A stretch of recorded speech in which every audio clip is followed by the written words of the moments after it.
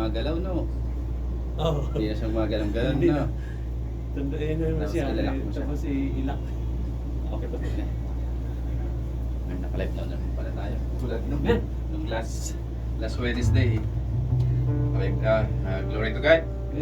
At ngayon ay tayo uli na sa ating midweek service. Amen. Napakabilis ng panahon, sa bilis ng pagdating ng ating Panginoong Hesus Kristo. Yan ang Amen. pinakamasarap. So, ganun din. At ganun din ang sinabi ng Presidente ng Amerika. Napakabilis ng pangyayari. Hindi nila sukat akalain na masasakop ng Taliban ang Afghanistan. No? But sabi nga is we will include the people of Taliban, people of Afghanistan, lalong-lalo na yung ating mga kapatiran na who put their faith in the Lord Jesus Christ. Make that situations become a door na sila ay maging makakakilala sa ating Panginoong Hesus Kristo. Lalong-lalo na yung mga naging refugees, that is the maging kaparaanan. Kung mayroong mga pangyayari, sabi nga is there will be door open for them. So, bago yan, sabi nga is tayo ay magpuri, Amen. pasalamat, at I will read this in the book of Psalms 150. That is the last chapter. Sabi dito is in praise 1 to 6, verses 1 to 6. Praise ye the Lord. Praise God in His sanctuary. Praise Him in the firmament of His power. Praise Him for His mighty acts. Amen. Praise Him according to His excellent greatness. Praise Him with the sound of the trumpet. Praise Him with the psaltery and harp. Praise Him with the timbrel and dance. Praise Him with the string instruments and organs. Praise Him upon the loud cymbals. Praise Him upon the high sounding cymbals. Let everything that hath breath praise the Lord. Praise ye the Lord. So it's a great joy when King David wrote this one. It's a great joy, lalong-lalo when they bring the Ark of the Covenant nga sa Jerusalem. So merong lahat ng mga sound of music, kaya meron din sayawan. So minsan ginagamit nila ito is as of present. Ngayon is they have all the music, they have the drums, they have everything. So they have the dances because they read in Psalms 150. But it's a different situation at the time when King David wrote this one. Eventually, sabi nga is we studied here, lalong-lalo sa Calvary Bible Baptist Church, is ang sinasabi natin, pinag-aralan natin yung dispensation of time. No? Right. That is the time at that moment, and it's different time right now.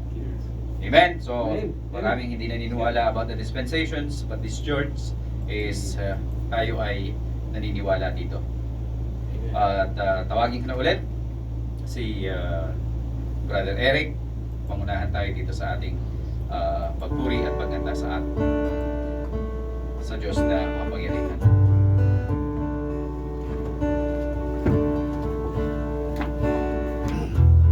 Amen. Maraming salamat, Pastor. Muli, magandang gabi po sa ating lahat. Sa ating Panginoon sa FB Live. Sa sunod na po kayo dyan. Amen. Tayo na po awit para sa Panginoon. Blessed assurance. Amen. Verse 1, reading. Blessed assurance, Jesus is mine. Oh, what a foretaste of glory divine.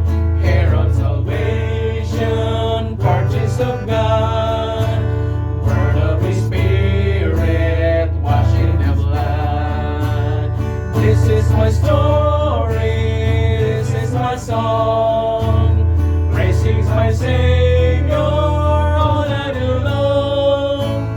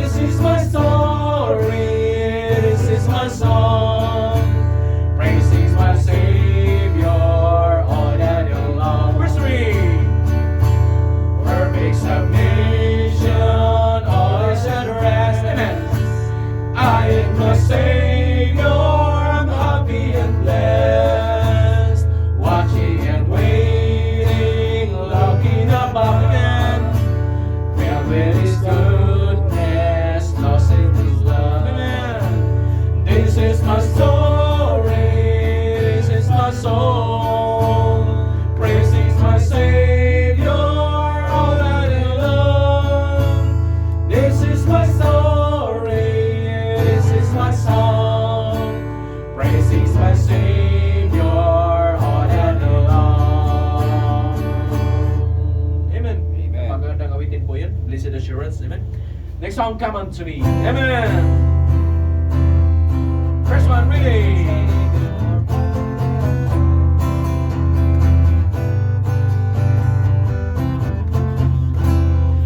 Hear the blessed Savior calling me your presence. Oh, ye heavy laden, come to me and rest. Come no longer tarry, I your love will bear. Bring me every burden, bring me every care. Come unto me, amen. I will give you rest. Take my yoke upon you. Hear me and be blessed, amen. I am weak and lowly. Come and trust my mind. Come, my yoke is easy and my burden is light, amen. Are you disappointed, wandering here and there, amen? Dragging chains of doubt and loading down with care. No unholy feelings, struggle in your breast, amen. Bring your case to Jesus, He will give you rest, amen. Come unto me, I will give you rest. Take my yoke upon you. Hear me and be blessed. I am weak and lowly. Come and trust my mind. Come, my yoke is easy and my burden is light. Stomping on the mountains, dark with sin and shame. Stomping to meditate, hell, consuming me flame. By the bars of sin, loaded and oppressed. Hear the tender shepherd, come to me and rest. Come unto me, I will give you rest.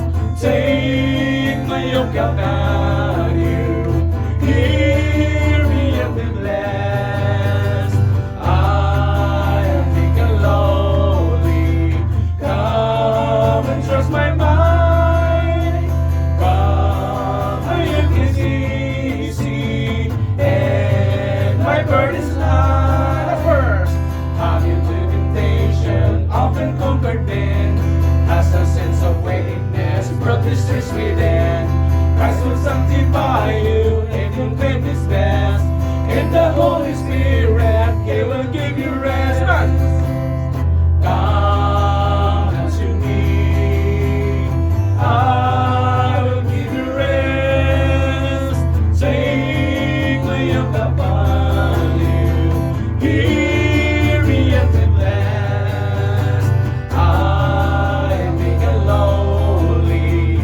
Come and trust my mind. Come, my yoke is easy and my burden is light. Amen.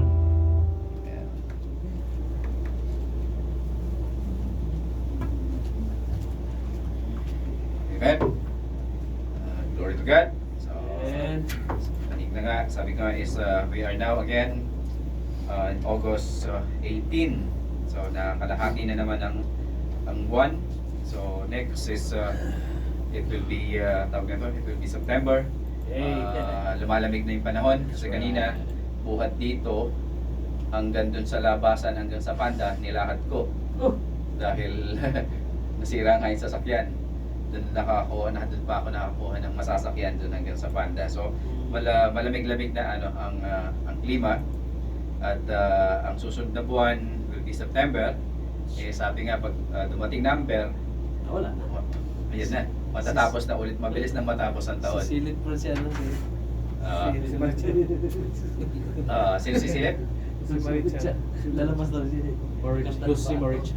Si Silip, si Jose Marichan. So August 18, tayo ulit na sa ating midweek service. Magandang gabi. Sa binabati ko unang-una ating mga kapatiran nandito. Si Pastor Aris, si Brad Eric, si Brad Lemuel, si Brad Andy, and sa ating mga kapatiran na nanonood, si Brad Nick, Si Sister Joy nasa Abu Dhabi. Si Brad Yeah. Francis. Brad, I miss you. We miss you. Amen. At Amen. ganun din si Brad Silver is watching, no? And the others, wala pa, hindi pa na nakikita dito. So ngayon, tayo ay mag-umpisa sa ating opening prayer.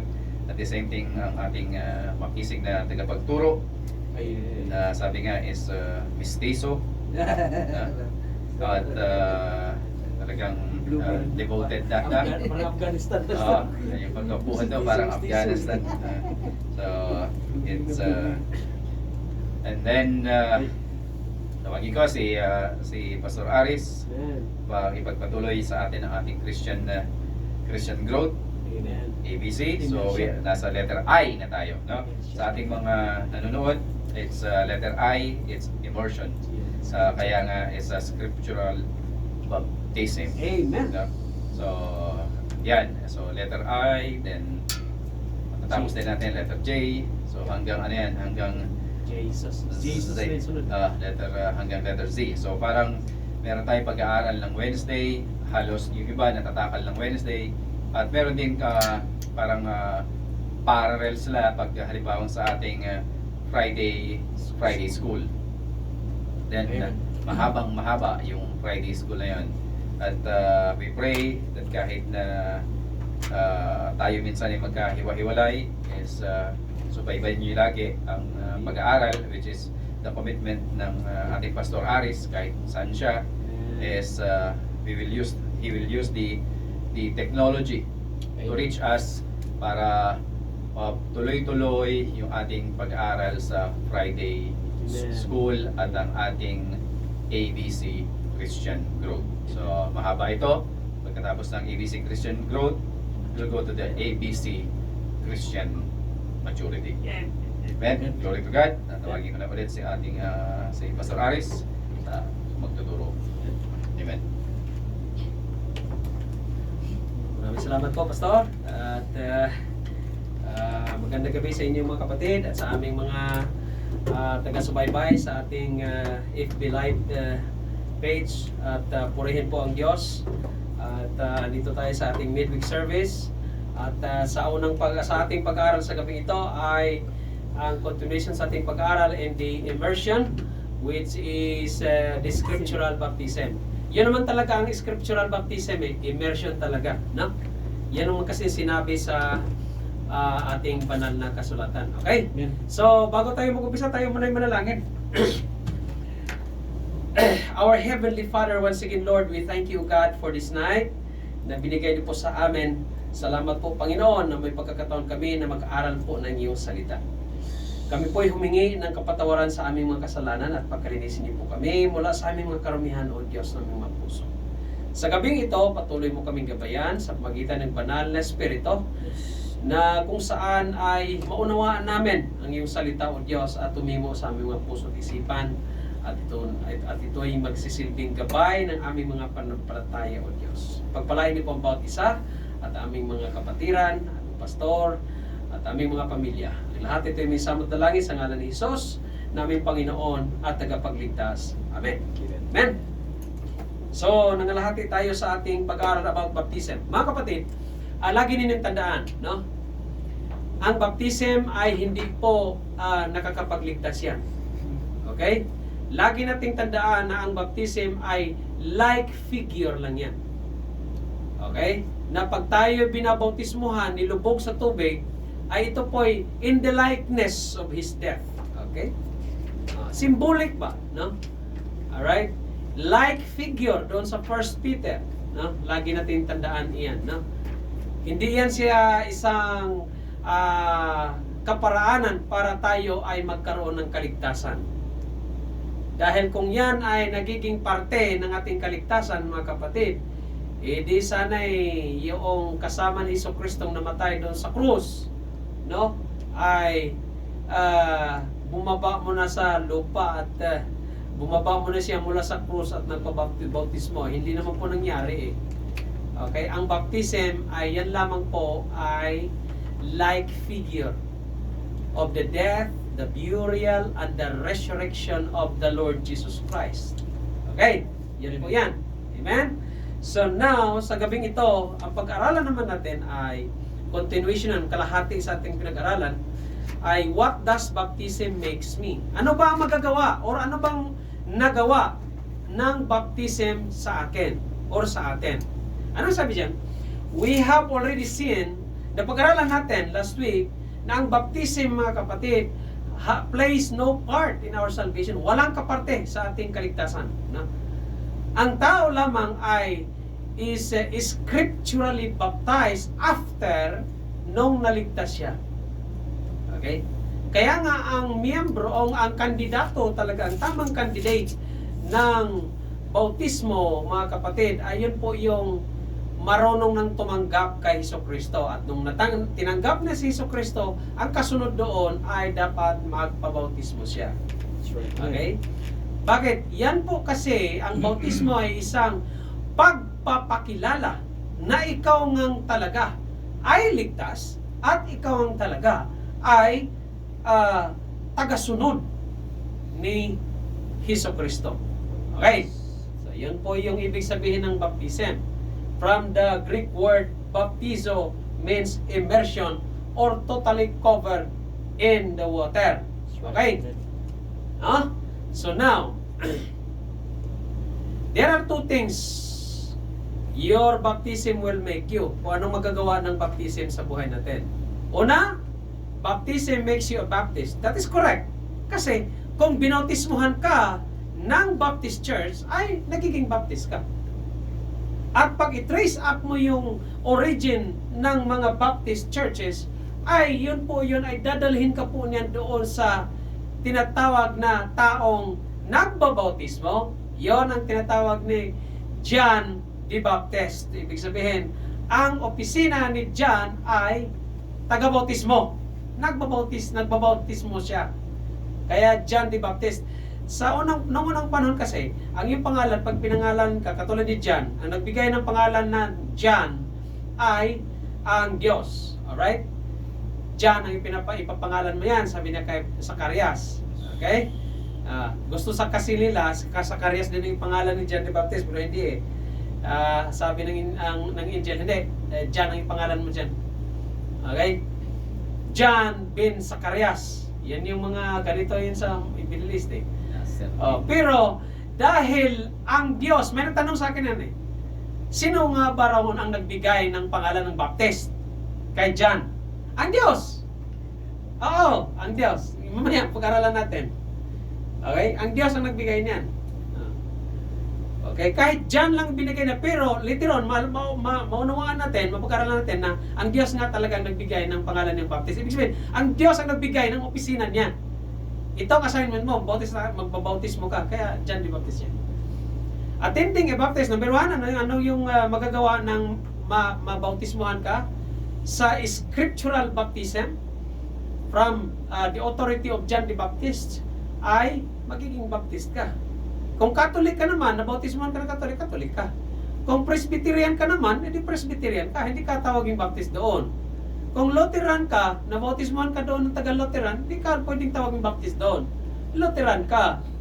Alright? Anglican or ano man ang pangalan ng denomination mo. Denomination in a sense, mayroong pinakaulo doon sa halimbawa sa Amerika o sa Vatican, ganito ganyan. Tayo, we are not denominational, but we are Baptist locally. Yan. Bakit? We are not under the influence of other churches that they might interfere our affair. Ganito ganyan. May sarili po tayong panggobyerno, mga kapatid. Amen? So, attending a Baptist church is wonderful. That is correct. But that doesn't make you a Baptist. Correct. Hindi. Pag nag-attend ka ba ng Baptist churches, maging Baptist ka rin? Hindi. Okay? Pag na-baptize ka scripturally under the authority of the Baptist churches, you will become a Baptist. Alright? Ganun yun. Salvation makes us Christian. Baptisms makes us Baptist. Thus, every true Baptist is a Christian, though not every Christian is a Baptist. Correct. Hindi naman lahat ng mga Kristiyano Baptist eh. Mayroon din namang Kristiyano na hindi Baptist ang isang church name, pero ang mga practices nila and faith ay in like sa atin.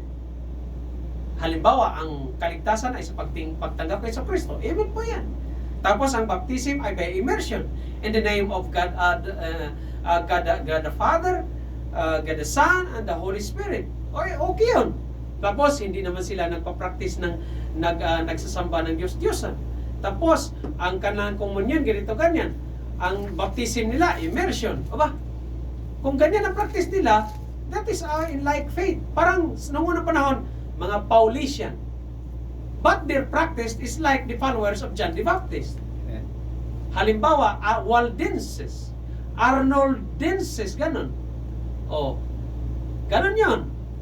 Yung sa trail of blood natin nasa baba. Ganun siya. Na? The Baptist word is biblical name and it is found 15 times in the New Testament. Kita mo yan.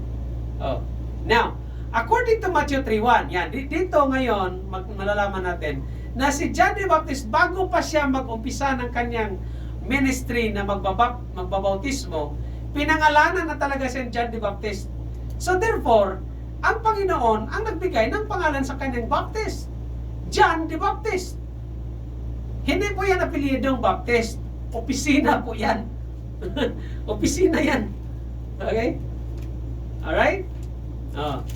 Matthew 3:1, John was called a Baptist before he ever baptized anyone. It is a God-given name. He wasn't called John the Catholic or John the Presbyterian. Ano sabi niyan sa Matthew 3:1? In those days came John the Baptist preaching in the wilderness of Judea. In this time, he's still not yet baptizing. Hindi siya nagpabaptize.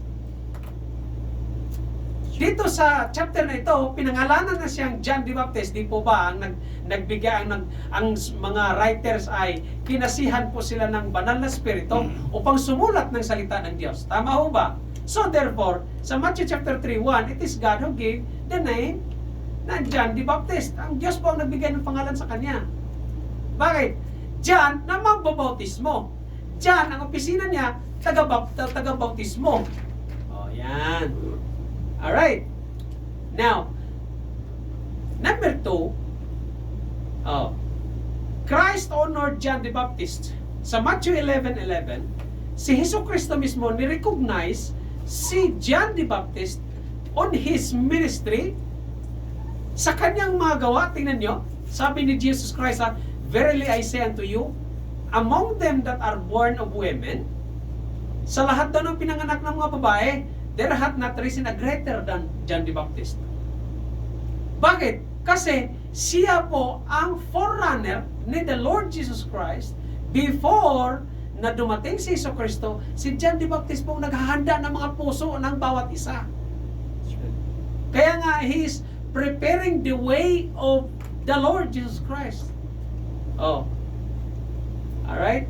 At nirecognize siya ni Jesucristo dyan. Sabi dyan, wala talagang mas madakila pa kay John the Baptist on those time. Bakit? Sa mga pinanganak ng mga babae. Bakit? Kasi si John the Baptist, pinopropesya na po yan siya doon sa Book of Isaiah. A one that crying in the wilderness. Yeah? Andun sa Book of Malachi. Pinopropesya na siya na kung saan si John the Baptist ay maghahanda po ng daanan o pagdadaanan ni Jesucristo, na para pag dumating si Jesucristo sa atin at nakita siya, ay doon sila mananampalataya kay Jesucristo, na kung saan si Jesus Christ lamang ang makapagpaalis ng ating kasalanan. Okay? Ang baptism ni John the Baptist, baptism of repentance lang po yun. Paghahanda ba? Now, thus, the name Baptist is one we can bear unashamedly. Ibig sabihin, ang pagiging Baptist natin, dapat hindi po natin ito ikinahihiya. So, di ba? Bakit? Dahil ikaw ay binautismuhan ng scriptural baptism na nag-originate kay John the Baptist. Amen? Amen. Di ba? Hindi po natin dapat ikinahihiya yan. Di po ba? All the apostles received baptism. Ang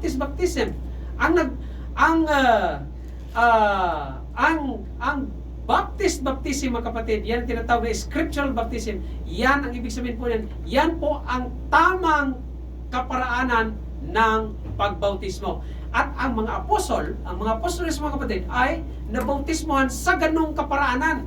So therefore, sila ay hindi nahihiyang tawagin na follower of John the Baptist. Amen? Oh. Na later on, sila ay na-identify the follower of the Lord Jesus Christ. Tama? Oh. This was never repudiated. Ibig sabihin, hindi dapat pinagkakagulan, hindi dapat sinisiyasat mo. Bakit ganito? Dapat hindi ka mahiya niyan. In fact, when you are baptized, pag nabautismohan ka kapatid, yan po ay isang pagkakataon na magkaroon ka ng pribilehiyo na magiging miyembro po ng isang iglesia ng Baptist Church. Amen? In Acts 1:22, tingnan mo, beginning from the baptism of John. Now, if we're talking about church membership, church ordeal, mga kapatid, ang baptism or scriptural baptism is a way also na magiging miyembro ka ng isang Baptist church. Kasi dyan sa Acts chapter 1 verse 22, noong pumili na sila, okay, nang ipapalit kay Judas Iscariot na one of the 12 apostles, ang requirement is what? Beginning from the baptism of John. Dapat dumaan talaga siya sa tinatawag na baptism na ang authority mula kay John the Baptist. Tingnan niyo. Beginning from the baptism of John unto that same day that he was taken up from us, si Jesu Cristo, nung taken up from us, okay, must one be ordained to be a witness with us of his resurrection. Kailangan ang ipapalit kay Judas Iscariot ay isang mananampalataya na nagkaroon ng bautismo at naka-witness at nakakita sa mga pangyayari hanggang sa nung si Jesu Cristo ay pumanik na sa kalangitan. Amen? Okay? Now, Baptist stands for, ang pagiging Baptist natin mga kapatid, ano pong kahulugan yan sa atin? Ano po ang stand niyan sa atin? Ano po ang pwedeng katayuan niyan sa atin? Ang pagiging Baptist sa katayuan natin, una, what we believe. Kung anong pinanampalatayanan natin. Okay? If you are a Baptist, you must know kung ano po ang pinanampalatayaan ninyo. In 1 Corinthians chapter 15 verses 1 to 4, and what we are sa Romans chapter 6, 17 to 18, and what we do in Matthew 28, 19 to 20. Una, Baptist stands for our belief at sino tayo at ano ang ating ginagawa. Ating pananampalataya, sino tayo at ano ang ating mga ginagawa. What we believe, what we are, and what we do. Okay. Una, what we believe. We believe in the resurrection of Christ. Tama ho ba? Ano ang pananampalataya natin? Di po ba nanampalataya tayo kay kanino? Kay Hesus Kristo. Na kung saan siya ay namatay, nailibing, nabuhay namang muli. Di ba? Doon sa Romans chapter 10 verse 9, that if thou shalt confess with thy mouth the Lord Jesus and shalt believe in thine heart that God hath raised him from the dead, ikaw ay nanampalataya sa kanyang pagkabuhay muli, thou shalt be saved. Tama? Kasi yun po ang sinabi ng Apostle Paul din eh. Remember, Apostle Paul is an apostle to the Gentile. Tama? Oh. Ano sabi niya sa 1? Moreover, brethren, I declare unto you, dinideklara ko sa inyo, pinapahayag ko sa inyo ang Ebanghelyo na kung saan I preach it unto you. Pinapahayag ko sa inyo, which also you have received, na tinanggap nyo, and wherein ye stand, kung saan naman kayo tumayo, kung saan naman kayo sumandal. Tama ho ba? And verse 2, by which also you are saved. Sa magitan niyaon, kayo'y naligtas. Tama ho ba? If ye keep in memory what I preach unto you, ibig sabihin, kung kayo ay sumunod talaga sa tamang doktrina, tamang katuruan, kung ano ang tinuturo ko sa inyo. Maliban na lamang kung wala kayong pananampalataya. Sabi dyan, unless you have believed in vain. Kung nanampalataya kayong walang saysay, kumbaga. Bakit? Sa 3, ano sabi? For I delivered unto you first of all that which I also received, kung ano naman ang aking natanggap, how that Christ died for our sins, na si Jesucristo namatay sa ating kasalanan, sa pamagitan ng banal na salita, according to the scripture, and then, siya namatay, di ba? That's right. And in verse 4, and that he was buried, siya inilibing, and that he rose again the third day according to the scriptures. Ibig sabihin, kung anong pinampalataya natin mga kapatid about the Lord Jesus Christ, that number 1, He died for us. Number 2, He was buried for us. Okay? And then number 3, He rose again the third day. Death, burial, and the resurrection of the Lord Jesus Christ. That is what we believe. Amen. Yan ang pinanampalatayanan natin. Okay. What we are. Ano naman tayo? Sino tayo? Ano sabi dyan sa Romans chapter 6 verse 17? But God, be thanked. Pasalamatan natin ng Diyos. Bakit? That you were the servants of sin. Servants of sin man kayo dati. But ye have obeyed from the heart that form of doctrine which was delivered unto you, or delivered you. Na kung saan ibinigay sa atin, ipinasa sa atin. O di ba? Anong doktrina yun? Being then made free from sin, nakawala ka sa kasalanan, ye became the servants of righteousness. Anong hint dyan? Sino tayo?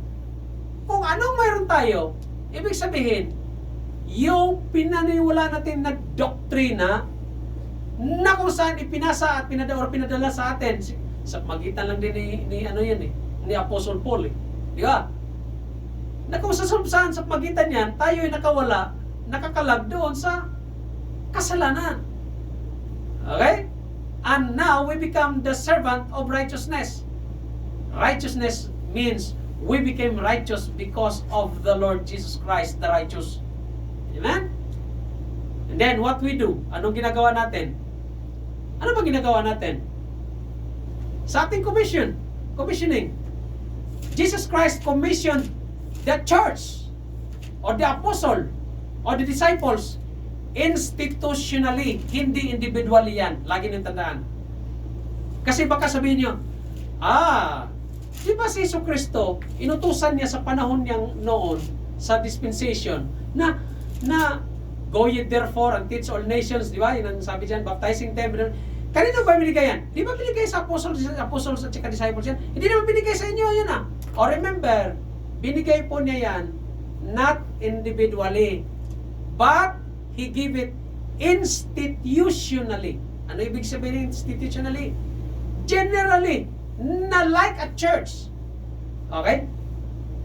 As a church or as a called out assembly or called out body of a believer, binigyan ng kapangyarihan na ganito ang gagawin ninyo. He gave it institutionally at not individually, hindi isa-isa. Otherwise, wala tayong wala tayong kapangyarihan na magturo at magbaptize. Okay? O anong ginagawa natin? Yan.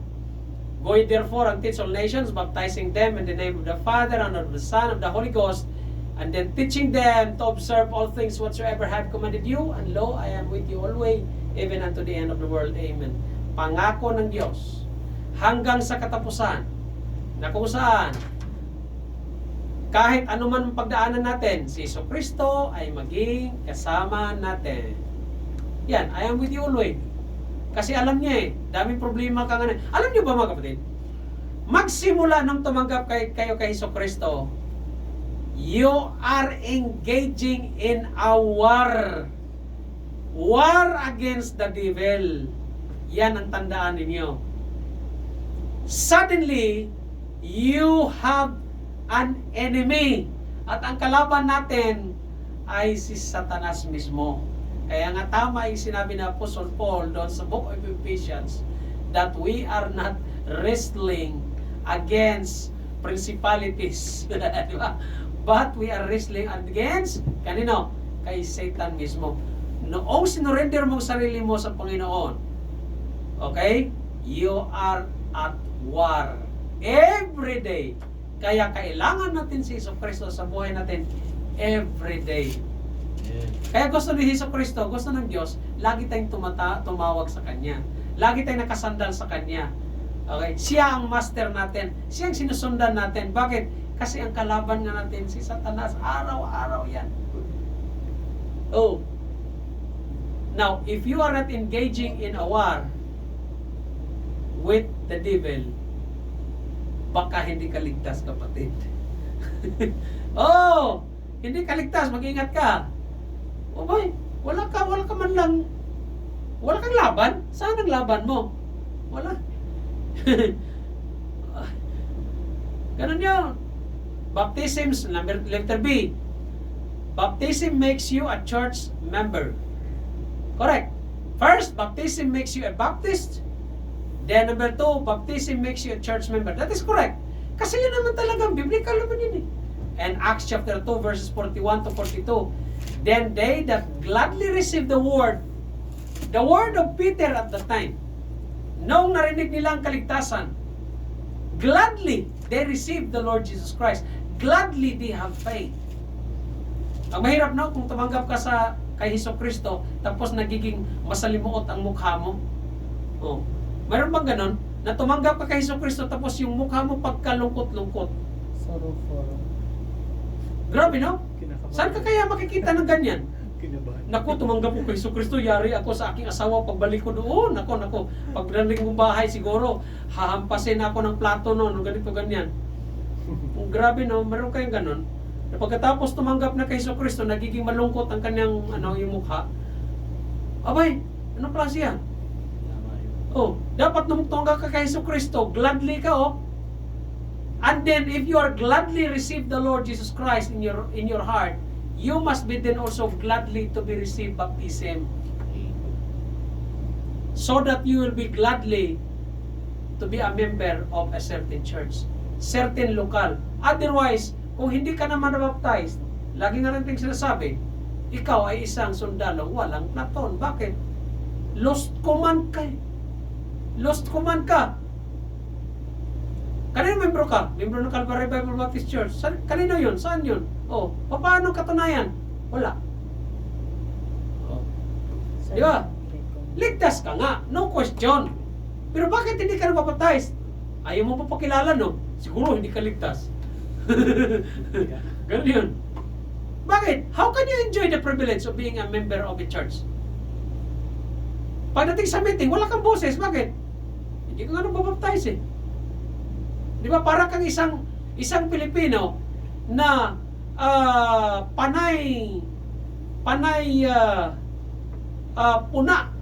puna ka ng puna sa gobyerno na hindi ka nga bumoto. Hindi ka nagbabayad ng tax. Hindi ka rin nagbabayad ng tax. Alam ko na. Di ba? Meron ganun, no? Pero Pilipino ka. Wala mo question dun eh. Puna ka ng puna, hindi ka nang... Magbayad ka muna ng tax. Puna ka ng puna eh. Hindi ka nga rin bumoto. Ganun na. Mga kapatid, if we are talking about church, iglesia, no? A called out assembly of God, for a what purpose? To spread the gospel. Di ba? Yun naman purpose natin eh. Dapat, first, you gladly receive the Lord Jesus Christ, and then, masaya ka. Galak ka na naligtas. And then, galak ka rin na magpabaptismo. And then, galak ka na kasama ng mga kapatiran. Continued steadfastly. Steadfastly means, yung pakikipaghalubilo mo, pagiging kasama mo sa karamihan ng iglesia. Ikaw ay masaya, steadfast, matibay, matatag. Okay? Nagiging encouragement sa mga kapatiran or nagiging katulong ng mga problema. Di ba? Tingnan mo sila, steadfastly in the apostles' doctrine, in fellowship, and breaking of bread. And then prayers. Kita lahat yan ang isang iglesia. Yan ang palatandaan. Okay? Now, baptism makes you a Baptist. Letter B, baptism makes you a member of a church. And then, ang letter C, nandiyan yan. Bago tayo dyan, anong sabi dyan? Ang baptism, mga kapatid, doon sa Acts chapter 2 verse 41 and 42, yung R dyan, receive His words, salvation yan. Ang letter B, and they were baptized, baptism yan. Ang letter A, added unto them, or added unto the church, or church membership. And C, continue, meaning Christian growth. R means receive the words of God, salvation yan. And B, baptized or baptism. And A, added unto them or added into the church or church membership. And then C, continue steadfastly or Christian growth, mga kapatid. Okay. According to John 3:3 to 5, the new is the doorway into the membership of a church as a body of baptized believers.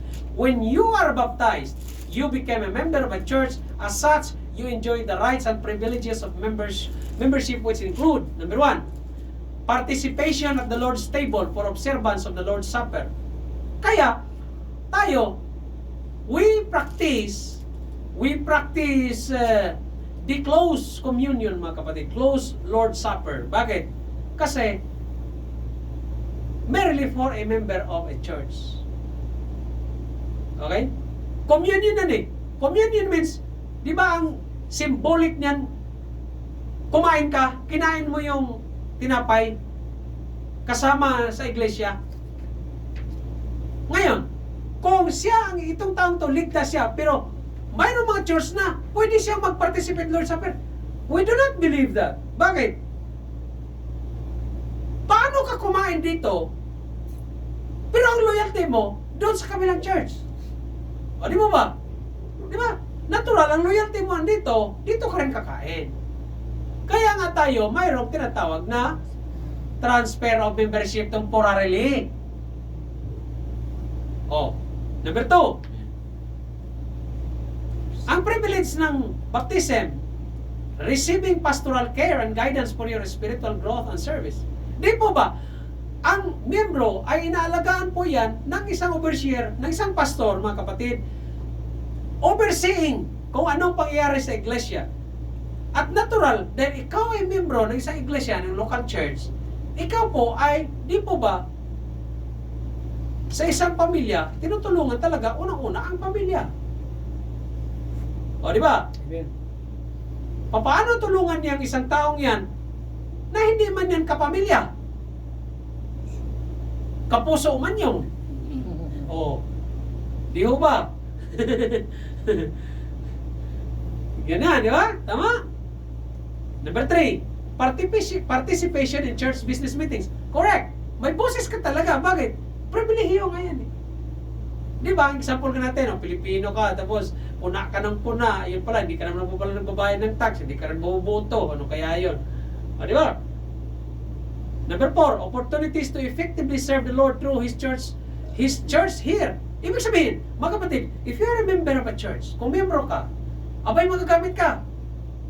Dito sa pulpit, dito sa congregation, sa choir, o ano man yung talento meron ka, presider, or magti-teach, or magpi-preach, di ho ba? Paano kita gagamitin? Halimbawa, paano ka gagamitin, pastor, na uuwi ang dalawang pastor, o uuwi ang mga preacher, o sinong tayo dito? Si Brother Limuel. Tika, nabago tayo, nabaptismo ba yan? Paano natin gagamitin yan dito na hindi nga sumunod yan sa tubig ng baptismo? Di ba? Ganun po yun. So, there are lots of privileges if you are baptized and became a member of a certain locality of church. Now, next. Who has the authority to baptize? Sino may authority to baptize? Natural, ang pastor. Ang binigyan ng authority ng iglesia. Letter A, there are two facts to keep in mind. There is a hence 57 variety of baptism in religious world today. Ibig sabihin, hence 57, ano? Hence 57, di ba, ano yan? Anong malalaman mo pag hence ang pinag-usapan? Ha? Ketchup. Ayan. Ketchup. Saan po pa makikita yung hens? Sasakyan na yan. Yung t-shirt. Ha? Yung puti t-shirt. Oh. Oh. Bisaya ko eh. Doon sa inumin, oh, meron doon. Hens. Ah, hindi Ken pala yun. Oh. Ibig sabihin, there are varieties of baptisms in the religious world today. Ang tanong na lang, kung alin po ang tama. Bakit? Sa number 2, if we are talking about baptism, we must be talking about right baptism. Ibig sabihin, right authority, right origin, right description. Di ba? Eh kung ang baptism yan, baptism ng mga anong klaseng Rizalista yan, ah. O di ba? Immersion din naman. Pero tama kaya yun? Dahil pag tamang baptism yun, dapat nag-align siya doon sa tamang doktrina. Bakit? Ang scriptural baptism, the right baptism, the right authority over baptism, talagang mag-originate po yan sa doon sa tamang iglesia na kung saan nagkaroon ng tamang practices under the New Testament Church. Yan. May mga binabasihan ba? Tama ba? Kaya nga sabi sa Ephesians 4:5, there is one baptism. One baptism means baptism in the name of God the Father, God the Son, and God the Holy Spirit. Amen. Di ba? Alam niyo ba na ang doktrina ay isang puzzle? Di ba? Kailangan maging tama yung puzzle o kung saan sila nilalagay. Doctrine of prayer, doctrine of God, doctrine of Jesus Christ, ganito, ganyan. Ngayon kung may puzzle dyan na mali, ay hindi na po mabubuo yung puzzle na yan. Kaya dapat, ang pinag-usapan natin pag doktrina ang pinag-usapan, dapat biblical. Oh. The authority to baptize was given to New Testament churches. Who are the first church? The 12 apostles. Amen? Amen. Just before our Lord ascended back to heaven, He left the orders for His work to be continued. These orders are given in Matthew 28:19-20, yung sinabi natin kanina. Go in therefore and teach all nations, baptizing them in the name of the Father, and of the Son, and of the Holy Ghost, teaching them to observe all things whatsoever I have commanded you, and lo, I am with you always, even unto the end of the world. Amen. In Mark 16:15, preach unto all the scripture. Yan nyo. And He said unto them, go ye into all the world and preach the gospel to every creature. Gospel means the death, the burial, and the resurrection of the Lord Jesus Christ. In 16, he that believeth and is baptized shall be saved, but he that believeth not shall be damned. Mga kapatid, yan ang ginagamit ng bersikulo ng mga tao na naniwala ng baptism, nakakaligtas. Bakit? Sinabi daw dito, he that believeth and is baptized shall be saved. Oh, paano mo ngayon i-refute yan? I-refute mo dahil sa pangalawang sentence. Sa pangalawang sentence, sinabi, but he that believeth not. Kung sinong hindi manampalataya, shall be damned to hell. Kung talagang makapagligtas ang baptism, sasabihin sana dyan, but he that believeth not, and is baptized not, hindi maligtas. Wala eh. Kasi noong unang panahon, ang pattern talaga, pag nanampalataya, immediately, baptism. Kaya, ang writer na si Mark, sinulat niya, according to his observation, he that believeth and is baptized shall be saved. Pero binawi niya sa pangalawang sentence para maging klaro na ang mananampalataya lang talaga. Ibig sabihin, ang requirement para hindi ka mapunta sa impyerno, kailangan may tamang pananampalataya ka. Anong pananampalataya yan? Kay Jesucristo. Ang baptism, nahiwalay na. Bakit? Ang baptism dyan, hindi naman makapagligtas. Amen? Okay. Kasi ginagamit niya ng iba. Ang pattern kasi noon, pag naligtas ka, baptism agad. Okay? Ganon yan. Alright, amen. In Luke 24:46, sinabi dyan, thus it is written, and thus it behold, Christ to suffer and to rise from the dead the third day. Ibig sabihin, the gospel. The gospel. And that repentance and remission of sins should be preached in His name among all nations, beginning at Jerusalem. Tingnan mo si Luke, paano magsulat ng kaligtasan? Mayroon bang ang kaligtasan ay nakuha din sa pagitan ng baptism? Hindi. Ang baptism ay resulta na lamang ng iyong pananampalataya, kapatid. Okay? In John 20:21, then said Jesus to them again, peace be unto you, as my Father hath sent me, even so I send you. Ipinadala ang mga apostles and disciples, mga kapatid, to preach the gospel. And then, they must be baptized. But ye shall receive power. After that, the Holy Ghost is come upon you. And ye shall be witnesses unto me, both in Jerusalem, and all Judea, and in Samaria, and unto the uttermost part of the earth. Talking about salvation, may baptism dyan? Wala. Si Mark lang talaga ang kaisa-isang writer na sumulat ng ganun.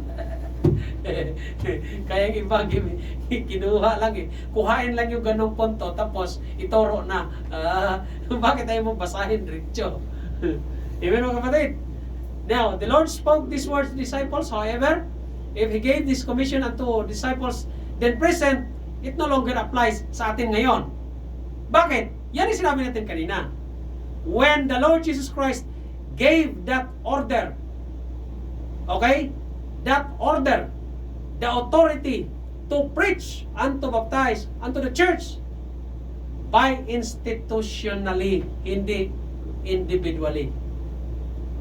Okay? Institution, ibig sabihin, katulad ng marriage doon sa, kuan ba? Sa Genesis. God instituted the first marriage. Okay? Na ganito ang pattern. Ganito ang gagawin. Ganito siya dapat. Okay? Ganyan. Oh.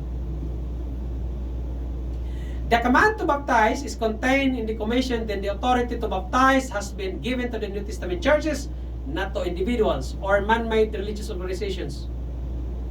The Lord Jesus walks, okay, tingnan nyo si Jesus Christ.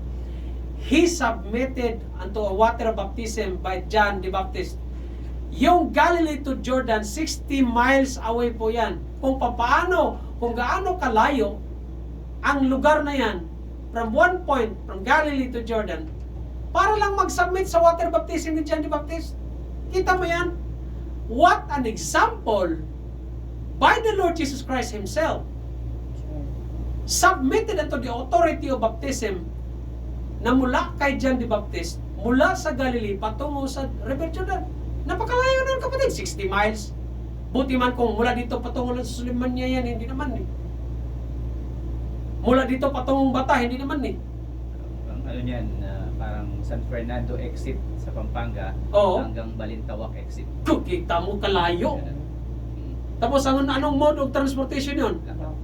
Lakad lang. Eh kung mayroon sana siyang masakyan noong panahon, donkey or ano man eh, pero walang record eh kung paano eh. Ibig sabihin, in any form, si Jesucristo naglakbay talaga mula doon sa Galilee to River Jordan para lang mag-submit sa water baptism. Yung iba nga, pagsimba pa nga lang eh. Pahirapan eh. May nagsusundo pa nga eh. Nagsundo pa. Oh, di ba? How much more? Eh kung donkey sa sakyan na, ang layo nun, pastor, no, sigurado, talagang oh, di ba? He obviously considered the authority in baptism was important. It is just as important today. Kung importante sa panahon ni Jesucristo, importante din yan sa panahon natin ngayon. Tama ho ba? Now, ang baptism, mga kapatid, there are four anong tawag dito? Requirements. Unang-una, saved candidates. Natural. Paano mo bautismuhan yung hindi ligtas? Mayroon bang nabautismuhan kayang hindi ligtas? Nako, mayroon. Kaya nga no wonder hindi lumago eh. Oh. Papaliwanagan mo ng kaligtasan, di niya alam paliwanag. Oh. Tanungin mo kailan mo tinanggap si Jesucristo, di niya alam kung kailan. Kaya no wonder, hindi marunong magturo. Oh. Number 2, baptism is scriptural. Ano siya? Symbolic representation. Amen. Like unto the death of the Lord Jesus Christ. In like figure. Number 3, submersion in water. Isubmerge. Ilubog.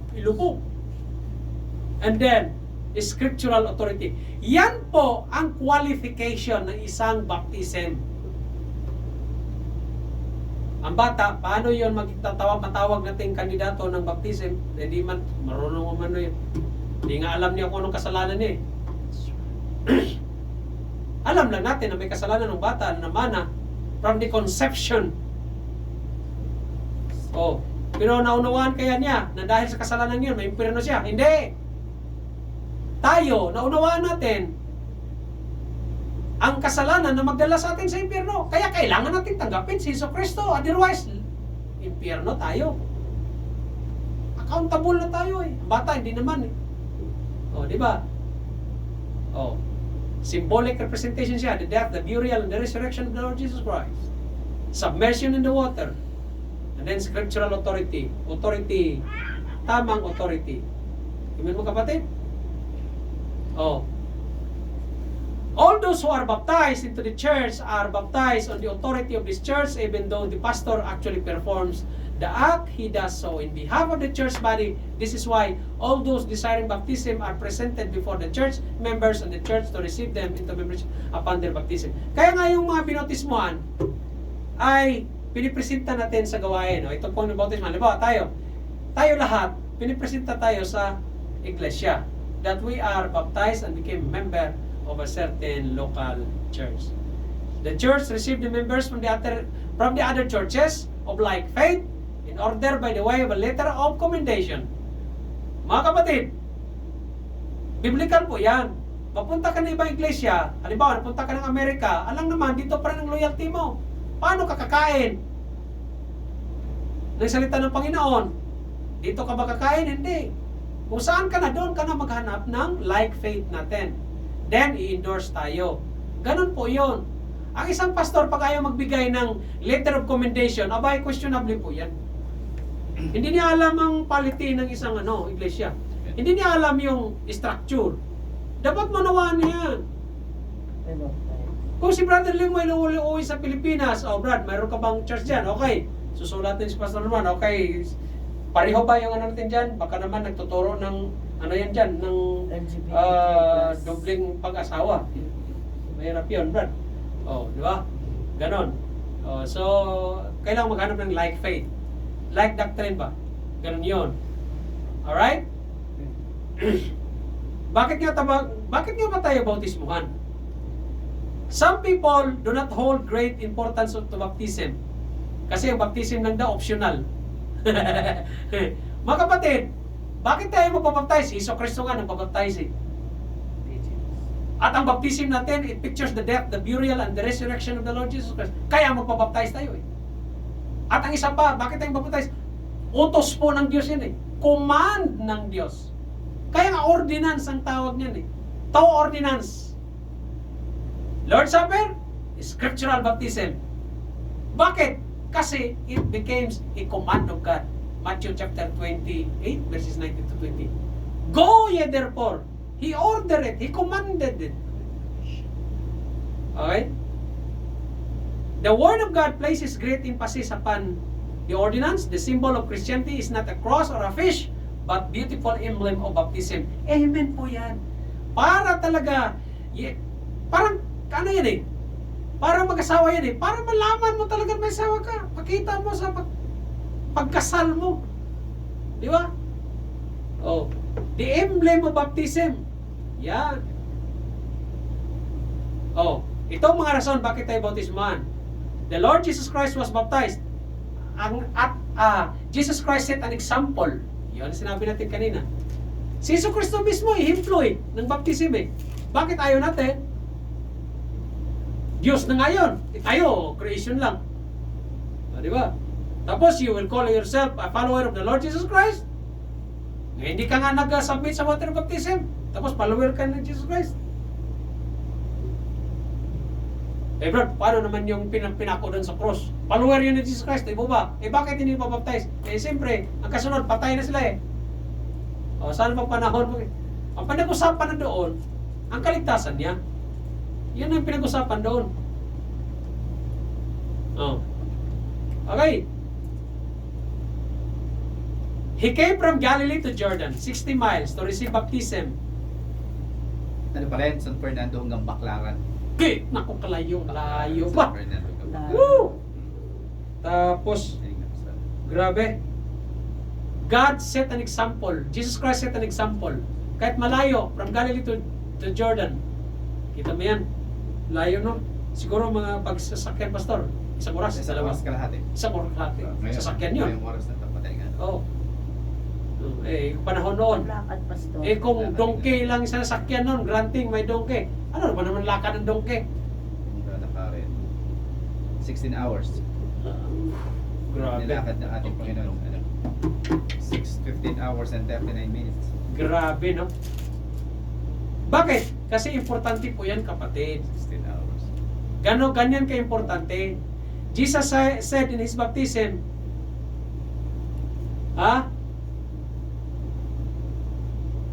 it is, suffer to be now. Yan ang niyan eh.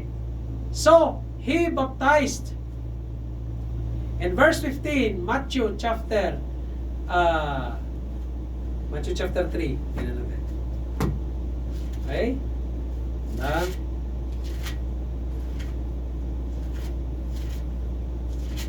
Three. And Jesus answering and said unto him, suffer it to be so now, for thus it becometh us to fulfill righteousness. It becometh us. Magiging ganito tayo. Magiging maganap natin ang katuwiran. It is fitting. Ibig sabihin, tama lang ho talaga. Tama lang po talaga. Yun talaga ang tamang course para maganap natin ang katuwiran. Jesus used the little word you or us sa atin, sa mga mananampalataya, indicating we associate with Him when we follow Him in baptism. God the Father was well pleased. Pagkatapos nun, ang God the Father nalugod kay Jesucristo. And so also to us if we submitted in the water of baptism. Okay? Ganon siya, no? Baptism is a command. That is correct. Go ye therefore and teaching them. Andyan yan. Baptism is a Bible way. Sabi ni Jesucristo, if you love me, keep my commandments. He commanded you to be baptized. He ordered us to be baptized. Inutusan po tayo ng magpabautismo. And in John 14:15, Jesus Christ said, kung mahal niyo talaga ako, gawin niyo ang aking mga utos. Keep my commandment. Diba? And one of the commandment is to be baptized. Amen ho ba? Baptism is a Bible way. Ay, biblical naman talaga eh. Yan ang tinatawag na scriptural baptism. In Acts 2:38, then Peter said unto them, repent! Magsisisi ka, magkaroon ka ng kaligtasan. And then, anong kasunod? And be baptized, every one of you, in the name of Jesus Christ. In the name of the example of the Lord Jesus Christ. For the remission of sins, and ye shall receive the gift of the Holy Ghost. Amen po yan. Oh. Acts 8:12, he clothes both M and W. Ibig sabihin yan, includes both men and women in the act of baptism. Ibig sabihin lahat na maging kandidato ng baptism. Lahat ng mga tumanggap kay Jesucristo, bautismuhan niyo. Amen ho ba? But when they believe preaching the things concerning the kingdom of God at the name of Jesus Christ, they were baptized, both men and women, mga lalaki at mga kababaihan. All Christians are exhorted to be faithful in church attendance. Amen. Kapatid, ano bang sabi doon sa Romans 10:17? Faith cometh by hearing, and hearing by the Word of God. From the Word itself, from hearing and hearing. No narinig mo at marinig mo pa uli. Ibig sabihin, nagpapatuloy ka. Kapatid, pagdating sa pananampalataya, tayong mga Kristiyano, nung tumanggap kay Kristo at nabautismo at nabautismuhan at nagpatuloy tapat sa Panginoon, we must keep ourselves together with other believer. Ano sabi dyan? Not forsaking the assembling of ourselves together. When we are talking about attendance in the church, kapatid, magsimba po kayo. Huwag niyong gawing dahilan kung ano man yung dahilan na mayroon kayo, mga kapatid. Huwag ninyong hayaan na lamang na malugmok kayo at hindi kayo makasimba. Na hindi kayo maging kasama namin. Sinabi na dyan, Hebrews 10:25, not forsaking. Huwag kang lumayo, huwag kang umiwas. Do not forsake, huwag mo silang iwanan. Not forsaking the assembling. Assembling pagka tipon-tipon of ourselves together. As the manner of some is. Katulad ng iba dyan eh. Sila nga doon sa basketballan, kung nagtipon-tipon eh. Kung anong mga organisasyon, nagtipon-tipon nga sila eh. How much more tayong mga mananampalataya? That's right. Bakit? Sa loob ng iglesia, ng mga mananampalataya, nagpapalakasan yan, no? Tingnan mo, but exhorting one another. And so much the more. Marami pa. Habang nakikita niyo na As the day approaches. papalapit na ang pagbalik ng Panginoon. As He say the day, approaching. Amen. Amen! Amen. So next week, ang pag-aralan natin kay ay man tayo, immersion or scriptural baptism. Next week, we will be talking or teaching about K. Kinship or our Baptist heritage. Okay. Amen. To God be the glory. Purihin po ang Diyos sa pag-aaral natin. Ano yung scriptural baptism? Immersion. From the Greek word, baptizo, which is immersion or totally covered by water. Amen mga kapatid? Purihin po ang Diyos sa atin. Maraming salamat. Kung may katanungan po kayo, magtanong po kayo. Sulat nyo lang dyan sa ating pag-aaral sa FB natin. Tayo manalangin. Hallelujah. Dakilang Diyos, makapayan sa lahat, maraming salamat Panginoon sa iyong salita. About the doctrine of baptism. Na ang baptism unang-una ay hindi po makakapagligtas. Bagkos, ito po ay produkto ng aming pananampalataya. A likeness of the death of the Lord Jesus Christ, the death, the burial, and the resurrection of the Lord Jesus Christ. And a like figure also in the book of 1 Peter. Maraming salamat Panginoon sa iyong salita. Nawa patuloy mo kaming pagpalain pa at gabayan. Ang lahat na ito ay aming samang-dalangin. Sa pangalan ni Jesus, naming Panginoon tagapagligtas. Amen. Amen.